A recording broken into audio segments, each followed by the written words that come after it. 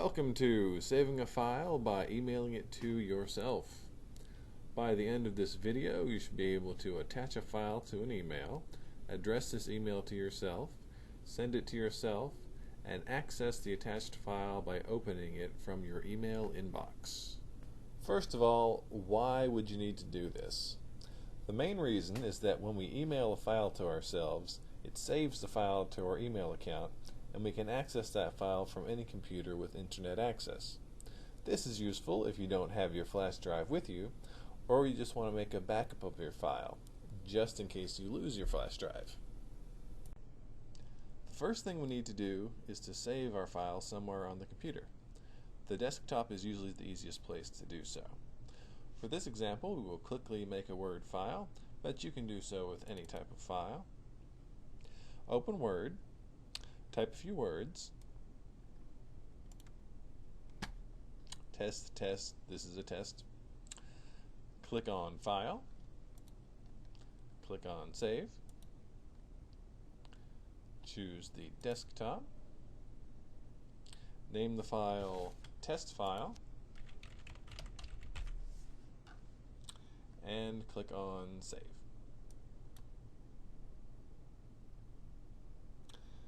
I now have a document saved to the desktop that I can use for this example. Suppose I want to take that file with me when I leave this computer, but I don't have a flash drive with me. How am I going to be able to open the file and use it in class? In order to remedy this problem, I will email it to myself so I can access it later.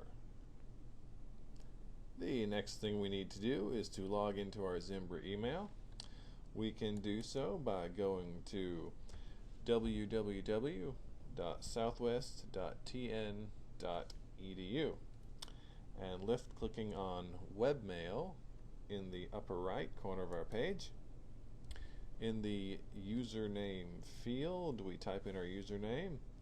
If you do not know your username, it is the first part of your email address before the @ symbol. For example, if your email was fmatthews@southwest.tn.edu, then your username would be fmatthews.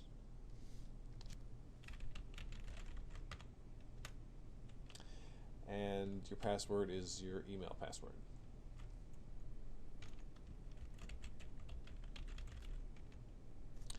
Now when you have those typed in, click Log In.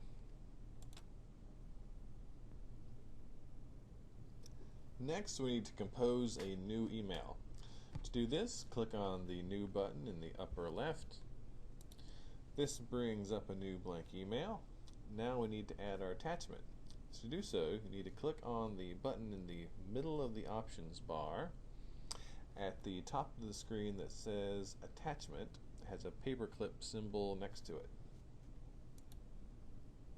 Once you do this, you will see an Attachment Files dialog box come up and ask you to choose a file to attach. Click on the first Choose Files button, and a File Open System dialog box will appear. We now need to left-click on the desktop because that is where we saved our file. Now scroll down box until you see your file. It's right here in the first box. When you click on it, click on Open. You can choose more than one file by using the other Choose File boxes, but for this example we just want one. Now click on Attach, and the file is now attached to your email. Now we need to address the email to ourselves. In the To box, I will type in my email address, which is fmathewst.tn.edu.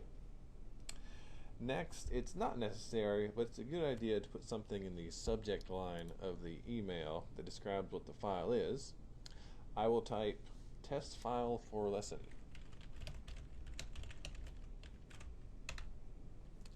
that's all I need to do. Now I hit send. And as you can see, the message was sent. Now if I click on my inbox, I see I have received a message from myself. Click on the message to open it, and you can see at the top of the message is the file that we attached to our email. We can now click on that file and download it and save it. If you go to another computer and log in and open your email, you can now save this file and work on it on any computer where you have access to your email. On a side note, if you alter the file and want to save it as a new item in your email, you'll have to go through this process over again. Before we end our lesson, let's go over the key terms we learned. Attachment. This is a file that we have attached to an email, and we want to send it to the email recipient, which was ourselves in this lesson. Closing. Today we learned that we can save our files by emailing them to ourselves. We also learned how to add an attachment to an email. I hope you learned something, and as always, if you have any more questions, email me at fmatthews@southwest.tn.edu.